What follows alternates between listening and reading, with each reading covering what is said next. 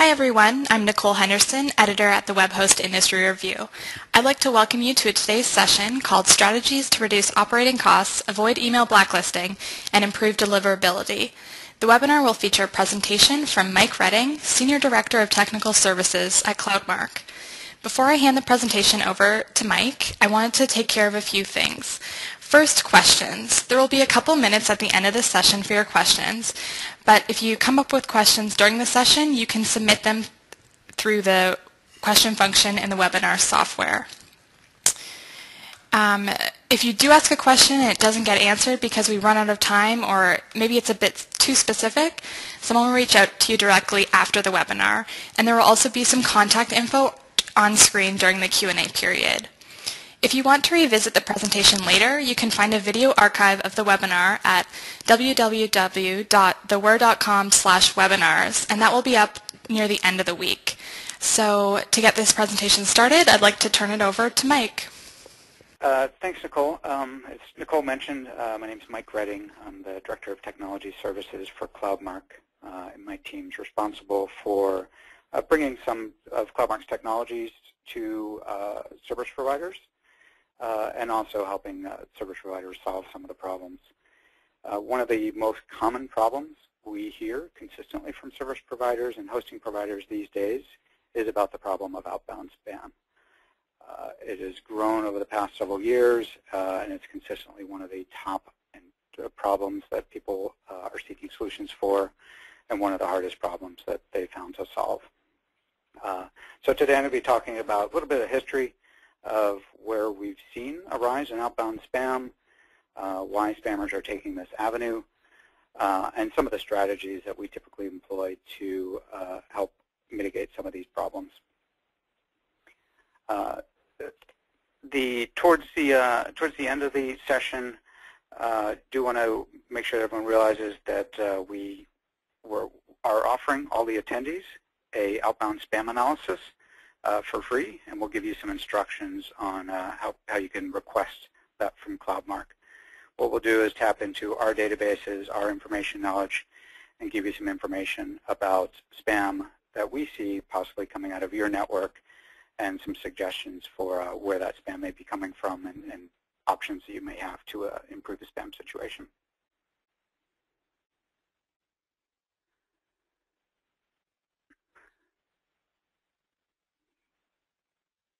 So digging into the issue of blacklisting, just to make sure everyone understands what blacklisting is all about, how it arose, make sure we're at a common understanding of what blacklisting really is.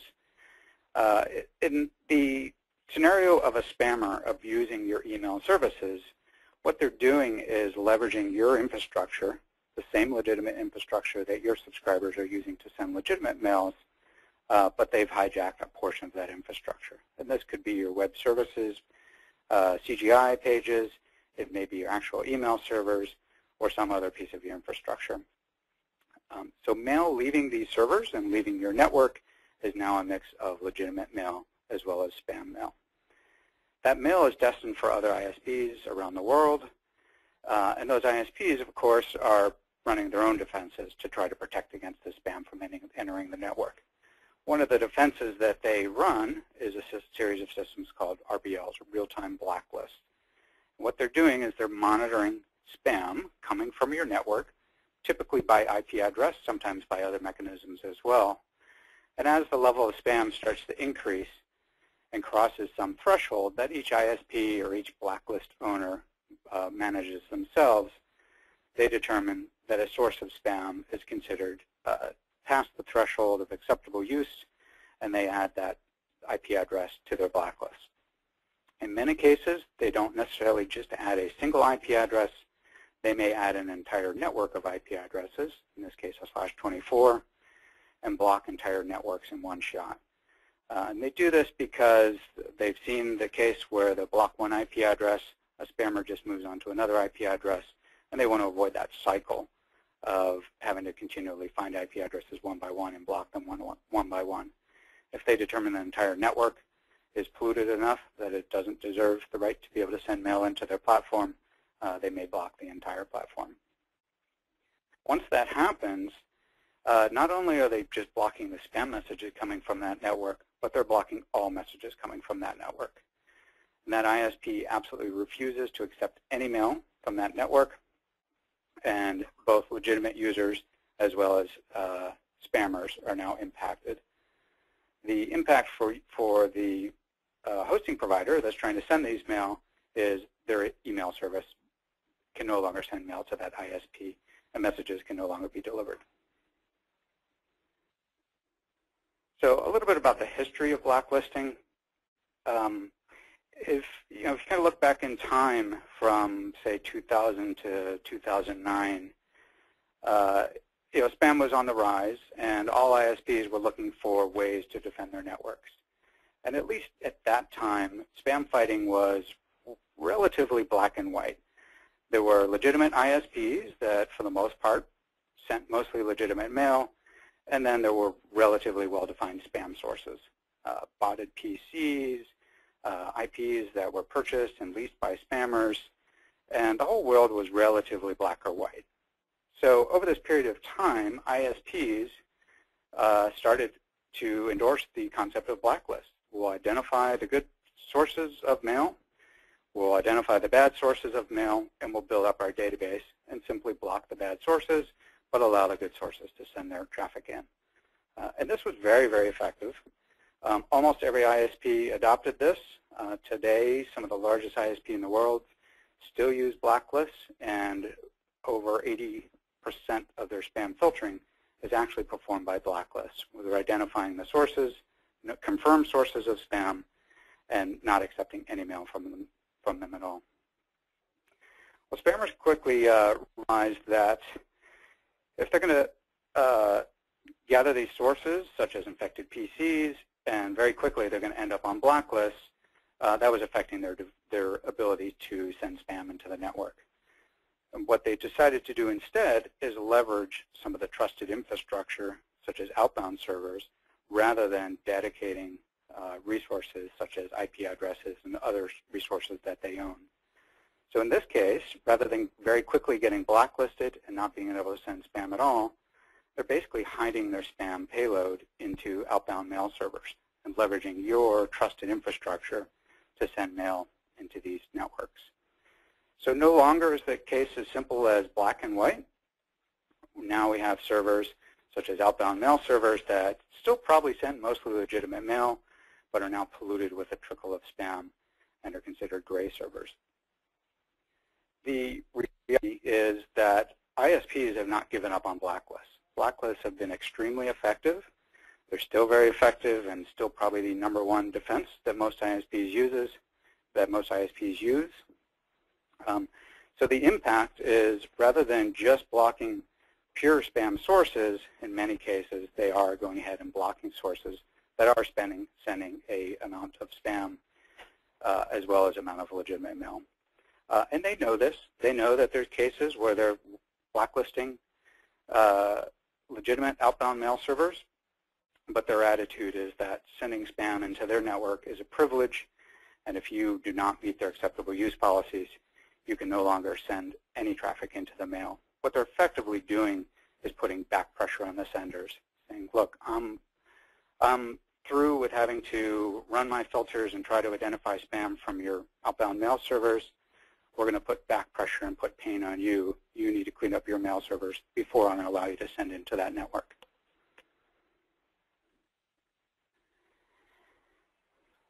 Ultimately, what gets people on blacklists is letting spam get through your outbound servers. There are other reasons why you may get listed. All blacklists operate by different rules. Effectively, there's an acceptable use policy that's typically defined by the blacklist owner. And things like you must have a proper reverse DNS, you must send your mail at the certain volume levels. And each one of those has different criteria that possibly may cause you to get on a blacklist. But ultimately, those things are very easily solvable. What really gets you on the blacklist that's much, much more difficult to solve is if spam does exit through your servers and land within these networks. So here's some case studies of 3 operators These are all hosting operators that reside in the United States. And CloudMark tapped into its spam databases to take a look at the spam levels that we were seeing from these operators. So the operator in red obviously has quite a bit of spam problem. It started to skyrocket around in February and continued on a somewhat upward growth trajectory. The operator in yellow definitely has a bit of a spam problem. You're seeing some spikiness there, where sometimes they're able to effectively filter the spam, but in other cases, the spam filtering is ineffective and the spam is leaking out of their networks. And then the third operator, which seems to have things relatively well managed and under control, has leaking very, very little spam. The green line is relatively negligible. So if we take a look at some of the major public RBL databases, for the exact same three providers, there's an almost perfect mapping over time of as spam leaves these networks, here's the number of IP addresses within those networks that are getting listed. So in these cases, these are hosting providers hosting a virtual private space and large IP spaces, and huge, huge chunks of their IP spaces are being abused and listed on these networks. And the growth in listings maps almost perfectly to the leakage of spam coming out of their networks. Here's another view into blacklists. This is looking at CloudMark's own blacklist. We, of course, use this technology as well. Very, very effective mechanism to provide first-level defenses for blocking spam. And this just maps by country where we're listing IP addresses. The top country in CloudMark's blacklist is actually Romania, followed very, very closely by the United States. Romania has very, very loose spam laws, also very, very inexpensive shared hosting space, so they tend to get abused and send quite a bit of spam around the world. The United States proportionately sends actually quite a bit less spam, but has a huge, huge IP allocation, so we see quite a bit of IP addresses in the United States listed as spam sources, including some of the IP address space of hosting providers. So looking into the cost of outbound spam, what really adds up and starts causing pain for the service provider? Ultimately, if spammers are taking over your infrastructure, they may be taking over multiple parts of your infrastructure.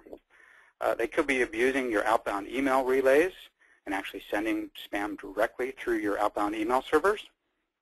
They may be taking over your web hosting space and using the PHP or CGI pages to send spam through outbound email relays. They may also be setting up shop directly on virtual private servers within your network. In all those cases, they're abusing your infrastructure, using your infrastructure as their technology to send spam out to the world. When these IP addresses end up on blacklists, they may just blacklist those individual email servers, but they may also blacklist entire networks within your IP space. The result is that your customers suffer because these spammers have taken over your infrastructure. At best, they may have their mail delayed, it may be rate limited, they may take several days to get their messages delivered, but more likely they'll end up on a blacklist and they will not be able to send email at all. And that's a critical service offered by most web hosting providers, is the ability to send email. While it may not be the primary service offered by a web hosting provider, primarily maybe offering web hosting services, web design creation services, email is still a very, very critical piece of what they expect when they sign up with your company for their infrastructure. So effectively, a piece of the service that you are offering is broken, and you're going to have to deal with customer care costs or possibly a customer that leaves your service because they feel like that your service is not performing properly. The other impact to the customers on your network is this can be very, very damaging to their brand. Obviously, if they can't send email, that's damaging to their brand. They can't reply. They can't conduct business. But the other potential impact is, in certain cases, some of these providers may actually be hosting the spams themselves. If their accounts get hijacked, and spammers take over some of their web hosting accounts. We've seen cases where they deposit the spam directly within the web hosting accounts, and at that point, certain browsers, certain URL lists will start listing their websites as possible phishing sites. And that's very, very damaging to a brand. Someone's going to visit the website, and suddenly a dialog pops up that says you may be entering a phishing site. At that point, your customers may have in turn lost a customer, and they may be tempted to move elsewhere to find a better hosting provider. So how do these costs stack up? I kind of broke it down into 3 categories. The first is infrastructure costs. How many servers do we have to add to our infrastructure just to deal with spam? Are we consuming extra bandwidth because of the spam? This is often the first thing that people look at when they try to stack up the cost of spam. And that's the reason for that is relatively simple. It's the most easily quantifiable piece of everything. We know the cost of a server. We know the cost of bandwidth. We do the math, and in reality, the impact of that is very, very tiny. While you may only run several servers to handle all your email infrastructure, if spam is adding 10% to that, it's a relatively tiny impact, at least to a hosting provider. For other types of providers, it's a much, much higher impact, such as a mobile network provider, where in that case they're utilizing mobile network bandwidth, which is very, very expensive. So another cost, which starts to get much more significant, is when we start to look at administration costs. Even though most web hosting providers, the administrators are performing multiple roles, they may be managing web infrastructure, and email infrastructure could possibly only be a portion of their job. If they start to have problems with outbound spam, now they suddenly have to deal with new tasks, such as dealing with blacklist removal. Anyone who's had to deal with that knows that it can be very, very painful. You have to contact the ISP or the blacklist owner that is blacklisting you, get information about that blacklist, and plead your case to see, explain to the blacklist owner why you've cleaned up your act, and often wait 24 hours to see if you can get a response and removal from that blacklist. The other impact is managing email infrastructure itself. If blacklisting or rate limiting or other problems with delivery are occurring, that means your email servers have to work harder. Their queues are going to back up. When you finally get removed from that blacklist, you may have 2 days of backlogged mail, and now you have to deliver that mail, which often takes takes significant administration tasks just to be able to handle the delivery and clearing of that mail from your outbound queues. And the other thing that administrators are responsible for is finding the spammers, the hijacked accounts, the other bad things in the network that are causing these problems in the first place. So they may be responsible for writing scripts, tools, other things to identify these spammers and attempt to chase them down and kick them off their network. So the final piece of outbound spam is the impact on customer care costs. And this is one of the tougher costs to calculate, but possibly the largest cost that stacks up when looking at the total cost of spam. If your outbound email infrastructure and your outbound email IP addresses have been blacklisted, that service no longer works. It is effectively broken as far as the subscribers are concerned, and it's up to you to fix it. So they may call customer care, complaining why they can't receive email, complaining why they're getting bounces sent back to them, and those customer care costs can add up. The other cost, of course, which is also difficult to quantify but very, very significant, is the cost of customer churn. How much does it cost when a customer leaves your network because they feel like the service is not working? So to understand what we can do and how we can start to control these costs and what strategies we can take to mitigate them really helps to understand the business model of spammers. What are these guys trying to get out of that? What's easy for them to do? What's painful for them to do? And realistically, spammers are businessmen, just like any other business out there. They're running a business, and their goal is to maximize their revenue, which in their case means send as many spam messages as possible to advertise their spam website. but at the same time minimize their cost. So what does cost mean to a spammer? Well, they're using your infrastructure, your bandwidth, your servers to send the spam. So cost to them is not necessarily in terms of servers and bandwidth or other monetary figures. Cost to them is in terms of resources.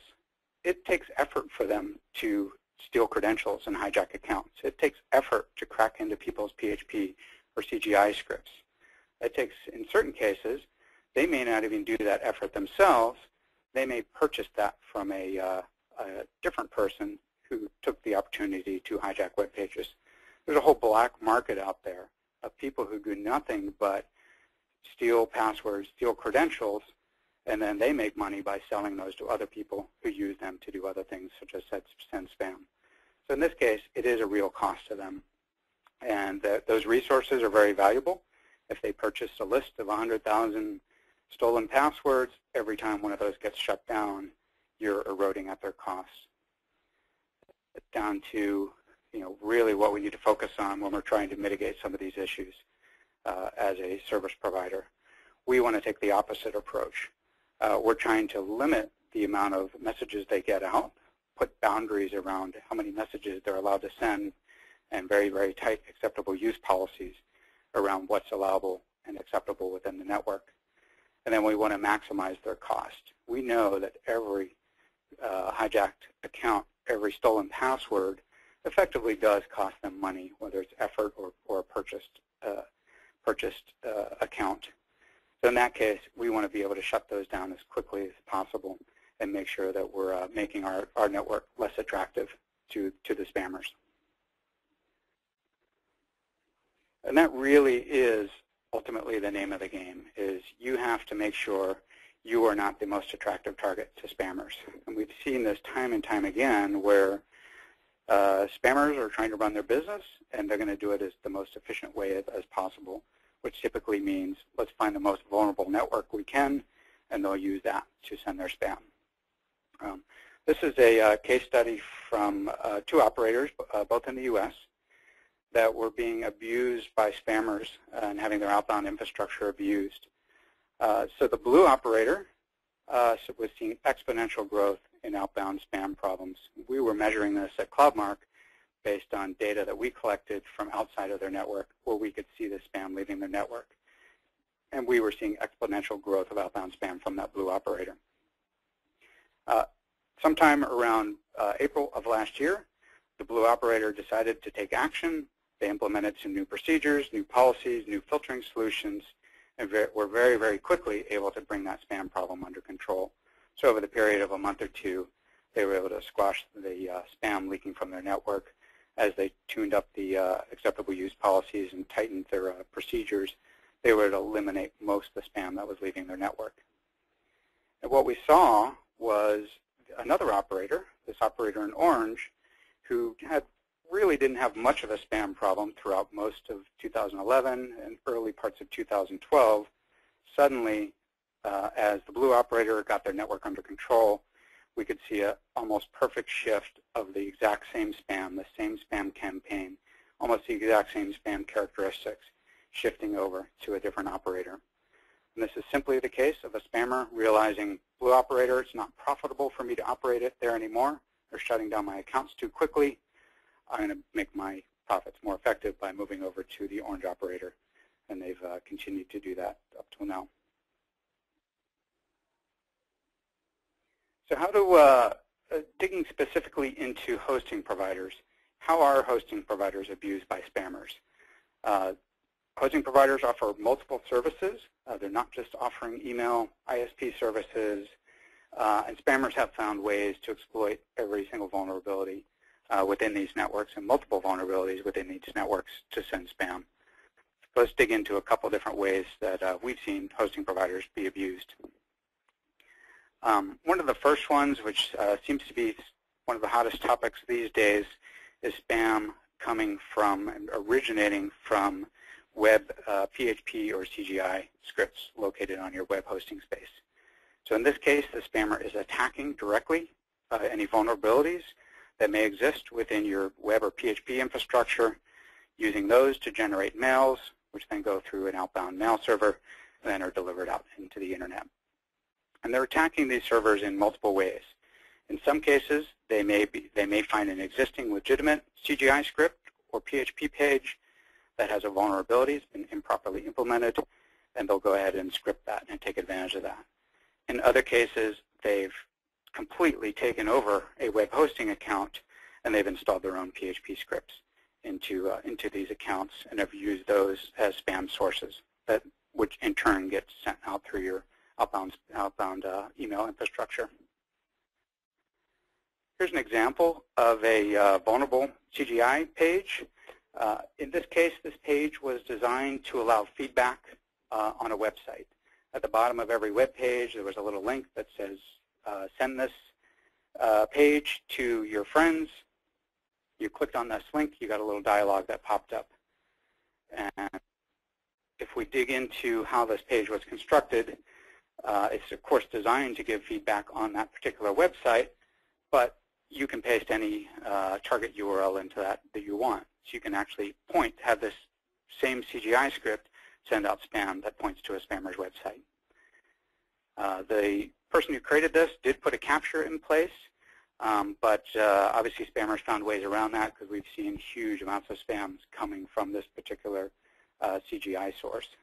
It's unclear whether they've cracked the CAPTCHA. There's a bunch of technologies out there to crack most common CAPTCHAs, or it also could be that the CGI was improperly coded and there was a way to bypass the CAPTCHA altogether.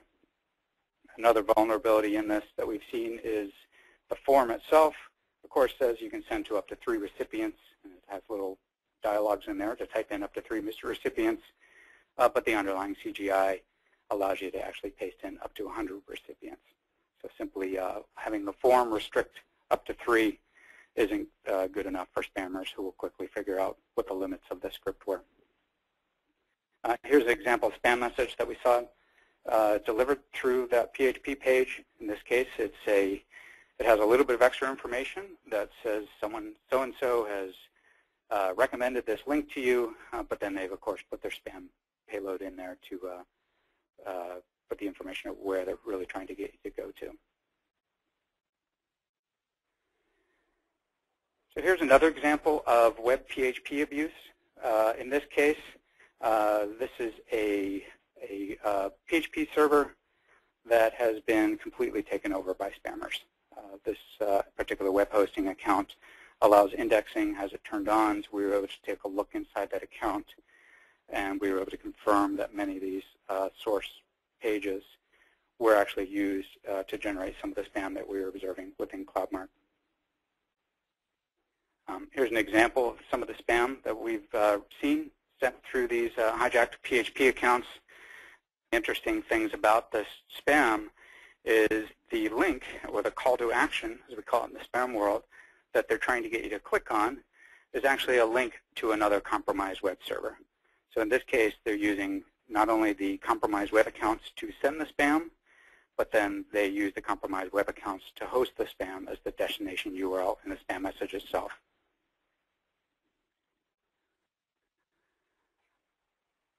We know spam is a pretty large business. There's an entire ecosystem where some people are in the business of sending the message, other people are in the business of stealing credentials. This is a blog posting we picked up off of Black Hat, where someone is advertising the fact that they have technology that can take over web hosting accounts, and they're willing to sell that technology to you or sell the actual accounts that they've taken over. Web PHP Form Spam, or hack domain spam as we call it within CloudMark, has been taking off. This is one of the reasons why we've received quite a few requests in the past 6 months for solutions to some of these problems.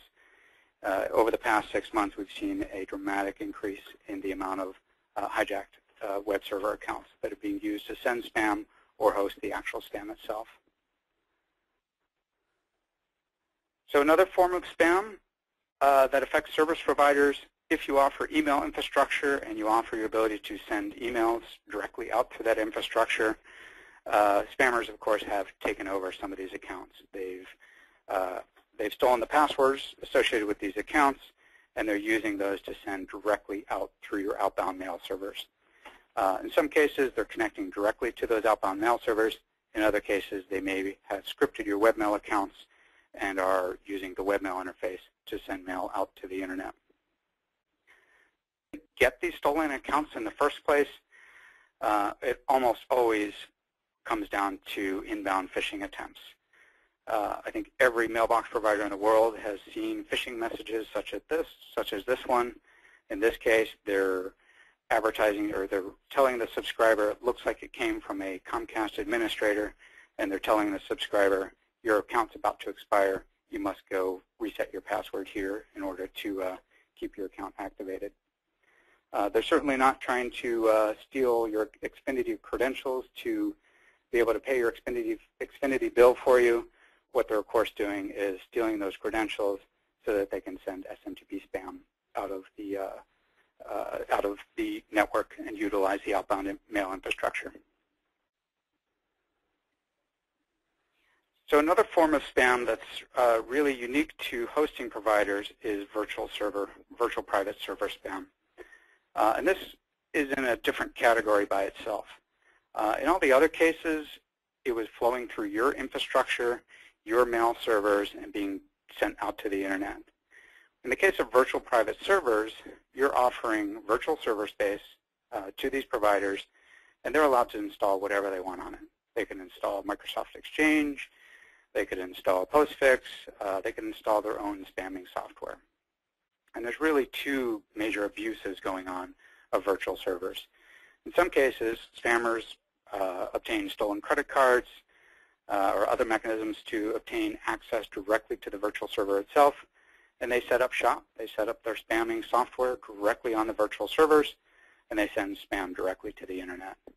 And just in the case of blacklisting before, many operators and blacklist owners have taken the practice of blacklisting large amounts of virtual server space. So much in certain operators or certain hosting providers, so much of the virtual server space, virtual IP space has been taken over by spammers that many blacklist owners have decided to blacklist all virtual server space and only punch holes to allow certain well-known servers to operate within those networks. The other case of virtual server space being an issue is not necessarily the spammer taking over the virtual server itself, but possibly they found an exploit in whatever was set up on that virtual server. With virtual servers, you're up to the mercy of the people who have purchased that server to set up their whatever software they've installed correctly, and many of them don't do that properly. They may set up an open relay for email. They may improperly set up some web server software. And in that case, spammers are constantly looking for exploits and the ability to leverage that and take advantage of that. So what can we do about to help mitigate some outbound spam? And I've kind of divided this into two parts. First is architecture. We need to make sure we're setting ourselves up to be able to intercept this traffic, be able to properly take action on it. Once we've done that and the architecture supports that, then we can take a look at some of the best practice policies to apply to this to make sure we're limiting the damage and preventing the type of blacklisting problems that can happen with operators. So first thing we need to do is we need to make sure we're in a position to intercept the spam itself. In the case of outbound SMTP relay, that's probably not a problem at all.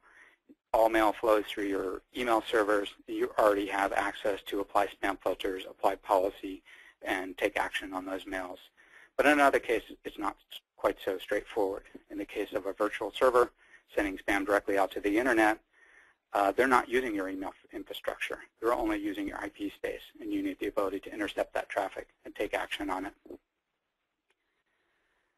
Once we have the ability to intercept it, the other thing we need to be able to do is annotate it. By annotate, I mean your network has quite a bit of information about how the spam was generated, about how every message was generated, where it came from, what IP address hit the PHP page to generate the spam message, which PHP page was responsible for generating a message. All that information is very, very valuable for multiple reasons. is valuable to spam filters. Spam filters can use that information to help refine their filtering, identify bad spam sources, identify patterns, and block the bad spam leaving your network. It's also very, very valuable to you. If that spam happened to leave the network, all the large ISPs have this concept of feedback loops where ultimately they want to get that information back in your hands so that you can do something about it. If you annotate these emails by adding in X headers to describe which PHP generated that email, that information can get back to you, and you can use that information to help identify compromised accounts within your system. Let's dig into a couple examples. So in the case of a CGI web server, we want to make sure that no matter how that mail is generated, whether it's generated off PHP, a CGI script, or something that calls send mail directly, we need to make sure that gets intercepted and routed through our anti-spam infrastructure. And there's a couple ways to do that. It depends on your web hosting environment, your CGI environment. In the case of PHP, there's configuration settings. In other cases, we've had some web hosting operators replace sendmail with a wrapper script that captures the messages that normally would have gone to the sendmail SMTP server. It captures them and sends them off to the outbound anti-spam email servers. There's also settings within these infrastructures to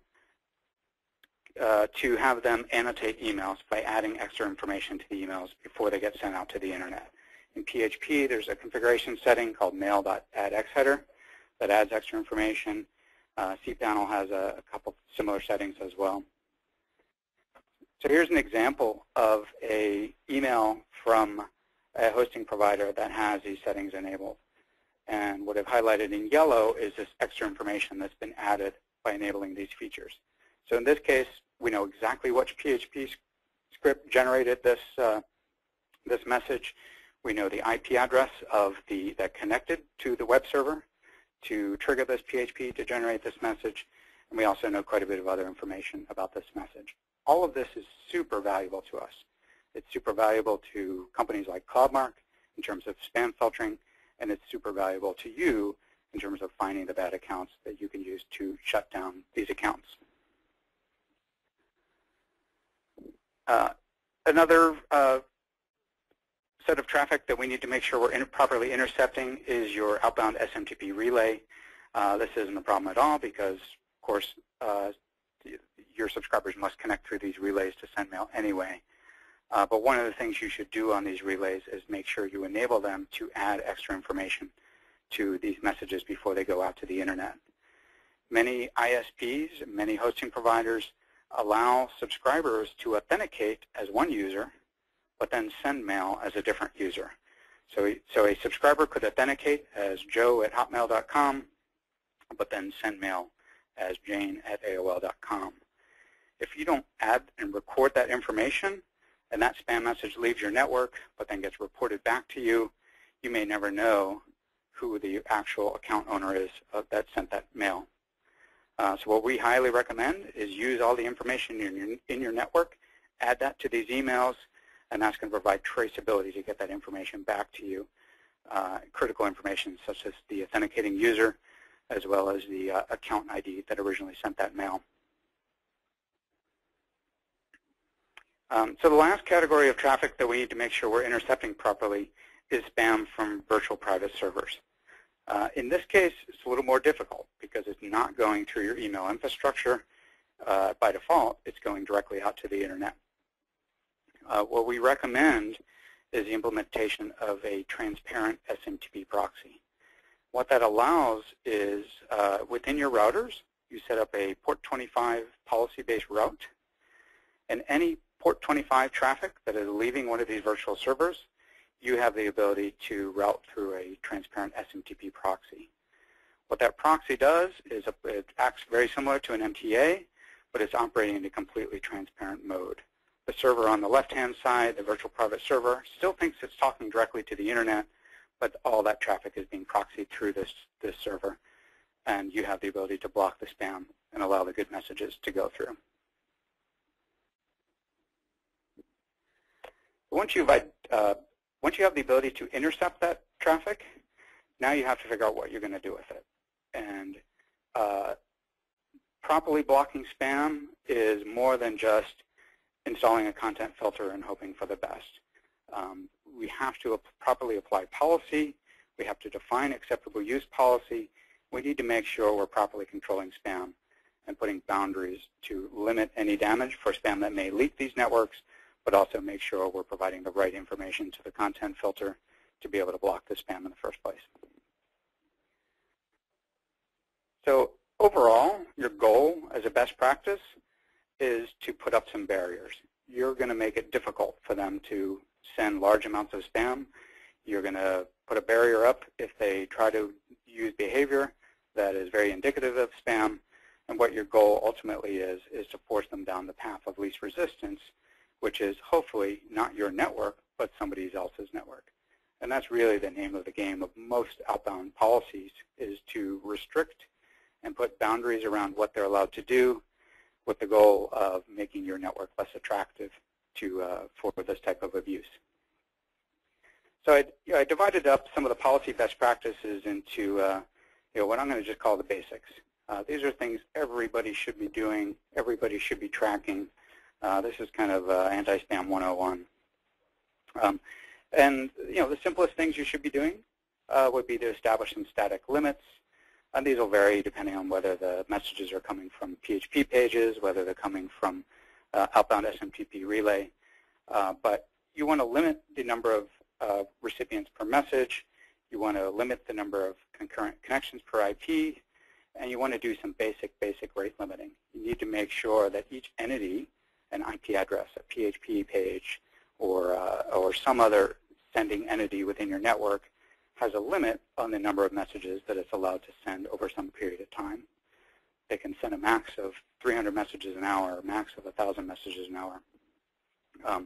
You need to have some boundaries, otherwise spammers will take over and send up to the absolute limits. The other best practice that's kind of a no-brainer that you should be doing is applying content filtering to all these messages.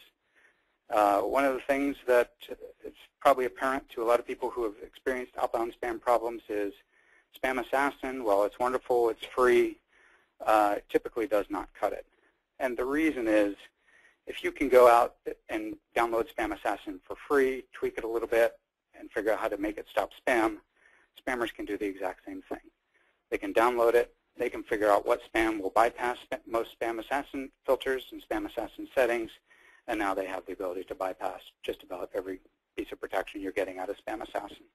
And these guys absolutely do that.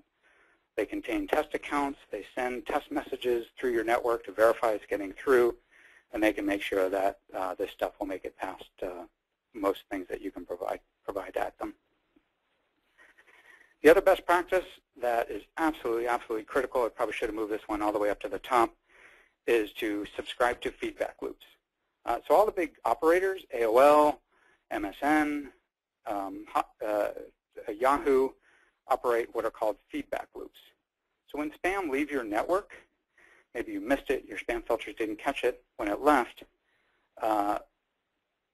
subscribers at Hotmail, at Yahoo, at AOL have the ability to report that spam by clicking on a button within the interface. When you subscribe to a feedback loop with these operators, those operators will very happily give that data back to you. They want you to do something about your outbound spam, so they're going to give that information back to you with the hope that you will use it in some effective way to block future spam from hitting their networks. In many cases, if you end up on a blacklist from some of these providers, they actually may make that a condition for you to get off their blacklist. The last piece that's also kind of a no-brainer but is amazingly ignored is to make sure you're monitoring and taking action specifically on feedback loop data. I can't tell you how many ISPs we've worked with where they've struggled with blacklists, they've done what they thought they could by signing up for feedback loops, and they're still getting on blacklists. And the first thing we ask them is, well, what are you doing with the feedback loop data? And 9 out of 10 times the answer is, well, we collect it, but we're not really using it for anything useful. That is super valuable data. These are ISPs that are telling you, here's spam we've discovered, please do something about it. If you're not using that data, then you're not effectively using everything that's been given to you to block spam, and you may very well end up on their blacklist again. So moving up the notch in terms of policy, if we go beyond the basics, that will hopefully mitigate some of the simplest spam problems. As things get more complex, simple static limits, applying a static rate limit to the number of messages per day and messages per hour, may not be enough to cut it. And part of the reason is you have a complex business. You may have some accounts that need the ability to send lots of mail, other accounts that are free accounts that don't need to send a lot of mail. And the technique we've observed that's very, very effective to creating categories of these different types of subscribers is to use a class of service model. Monitor who's your default subscriber, what do you expect people to send by default, identify activity that's considered suspect, and let's put tighter restrictions about that, and then identify that very, very small percentage of your legitimate customers that need to send very, very large amount of mail. In most cases, 99.99% of subscribers fall within a very, very small set of boundaries. They follow a very, very typical pattern and send mail in a very predictable way. So it's only that tiny, tiny fraction of subscribers that you need to worry about and put tighter boundaries around. And those tiny, tiny fractions are also the same set of boundaries that spammers will try to abuse.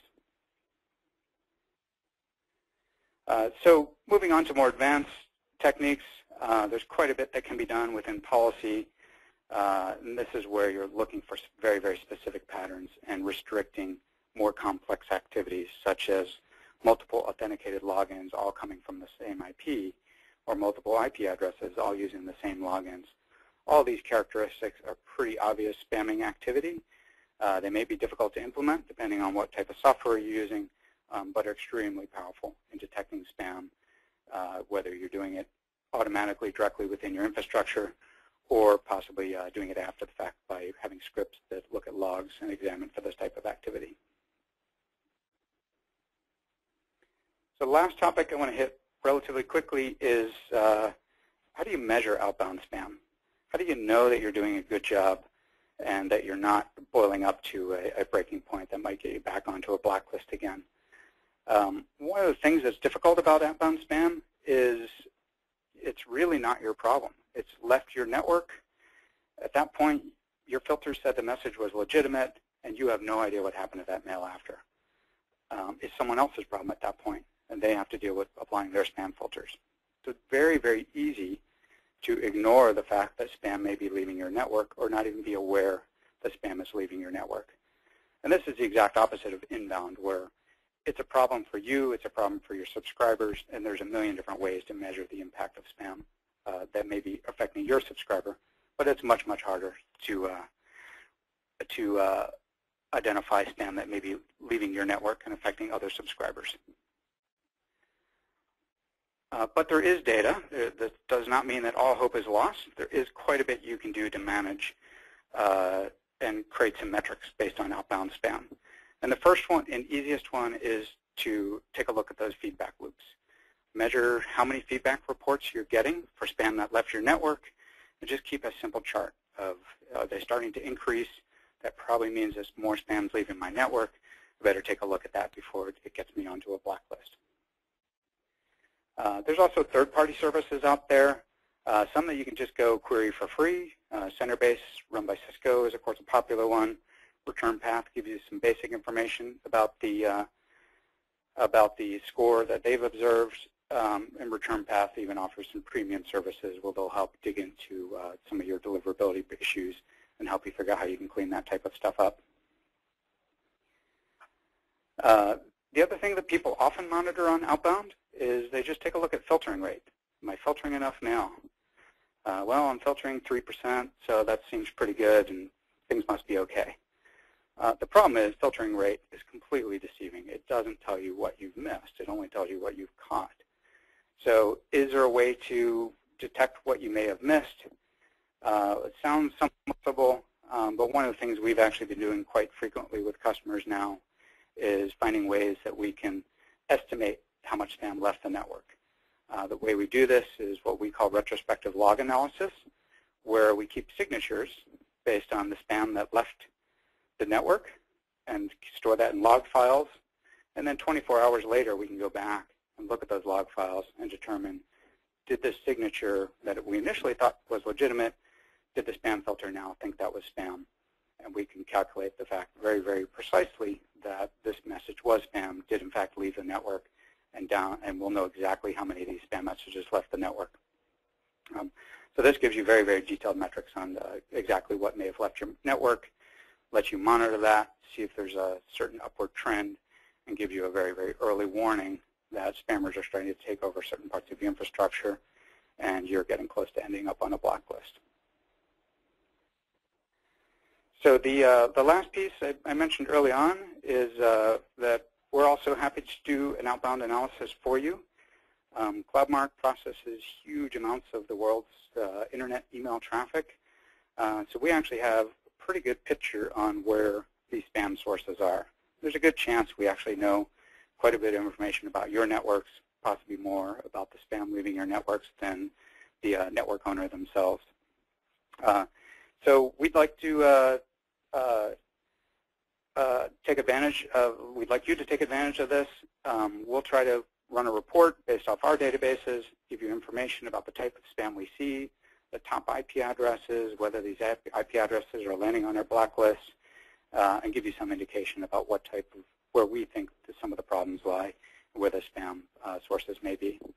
So if you're interested in this outbound analysis, what you need to do is email Holly, and her email address is there. If you get in contact with her, she'll coordinate collecting all the information we need to run that analysis.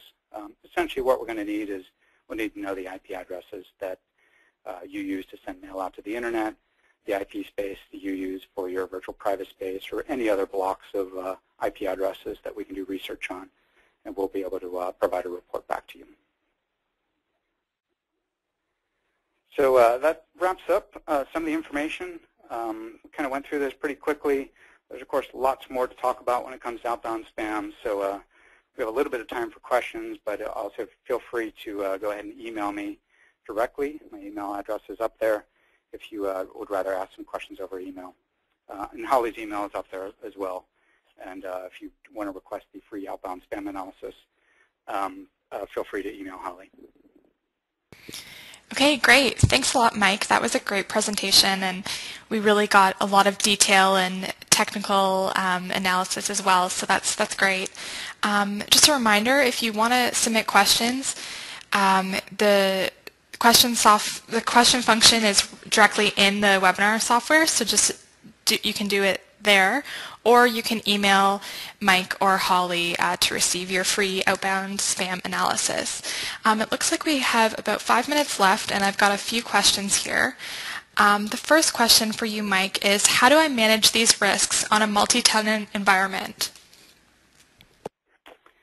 Sure. So most web hosting providers are going to be multi-tenant by their nature. You're using shared web hosting space to host multiple people on that infrastructure. They are sharing the same outbound email servers, and it is a huge problem. One of the things you can do is possibly consider separating the infrastructure and dividing it into premium subscribers that are on your network. That these are the people paying the most money. They have the largest, some of your largest accounts, and maybe they get dedicated infrastructure, and then everything else stays on different infrastructure. The other thing you could consider as well that we often set up is you don't necessarily need to have to dedicate servers just for this. Depending on the software you use, you may be able to have a single piece of infrastructure that has multiple IP addresses associated with it. And even though it's one physical server, each IP address is used for a different class or possibly even a different customer reviewers. And some of the premium customers may get their own dedicated sets of IP addresses for sending their outbound mail out to the internet. Okay, great. We've got another question here. Many hosting providers are very small, less than 10 employees. What would a transparent SMTP filtering solution cost for a firm of this size, even if they're processing 10 million messages a day of outgoing spam, roughly? Thanks. That's from Ken. Ken, Well, we won't get into commercials here. There's a couple of different transparent solutions out there, a couple of different vendors. CloudMark, of course, has one as well. We license it by bandwidth, so ours is licensed based on the amount of traffic that we're filtering. So if it is predominantly spam traffic, you would be paying to filter that traffic. But what we could do is look at other mitigation strategies to try to limit that. This is very similar to one of the slides I showed earlier. Is your goal is to make your network less attractive. And while initially you may be filtering a lot of spam, ultimately, the hope is that spammers are going to find your network to be very ineffective, and you'll see a decrease in that spam traffic because none of it's ever going to actually make it out. And hopefully that'll keep licensing costs down. Okay, great. And this is a question that's kind of related, but how do I justify the investments in a filtering solution while email is just a throw-in to our customers and we don't make that much money with it? Yeah, it's very true with hosting providers. At least the ones I've talked to, most of them, to be honest, view email as a secondary thing. Their primary business is hosting web servers, hosting virtual space. But email is absolutely critical to that. Anyone who's setting up shop on your services expects email to work, especially if they expect a business presence there. So while it may not be the primary service, it's an absolute critical piece of that service that you're offering. And if we go to the cost stuff that I went through before, there's a very good chance that if your email services are effectively broken because there's too much spam in that network, that you may lose some of those subscribers. And you can do the business ROI case, to estimate how many subscribers you may lose and use that to justify the cost of implementing some filtering solutions. Okay, great. We've got a couple minutes left. I have a question here from Graham. How do you control outbound mail on VPS that you do not have root access to on managed VPS? As long as you have access to your network routers, you still have the ability to intercept that mail. So on VPS, ultimately that traffic has to leave your network in some way. Most routers have the capability, or load balancers have the capability of implementing a policy-based route. So in that case, as long as you own those network routers, which I hope you do, you implement that policy to route all port 25 traffic through a transparent proxy. We can then scan the traffic, apply policy to it, and then let it go out through the internet. So it really doesn't matter that you have actual access to the server itself. You're using your network infrastructure to alter the routing. Okay, great. I've kind of a related question. What do you do with SSL traffic from VPS hosts? SSL is going to be much more difficult to pass. I mean, at that point, if it's port 25 traffic, which would be the standard for inbound or mail leaving your network destined for inbound servers, by default, port 25 traffic is unencrypted. If it is SSL traffic, you typically have to pass that through. But that tends to be not the primary source of spam within these networks. In most cases, it's unencrypted port 25 traffic. It is someone pretending to be a server sending unencrypted to another service provider and sending spam out to the internet. Okay, great. Thanks. So that's all the time we have for today. I'd like to thank everyone for attending and for submitting your questions. And of course, I'd love to thank Mike for this great presentation.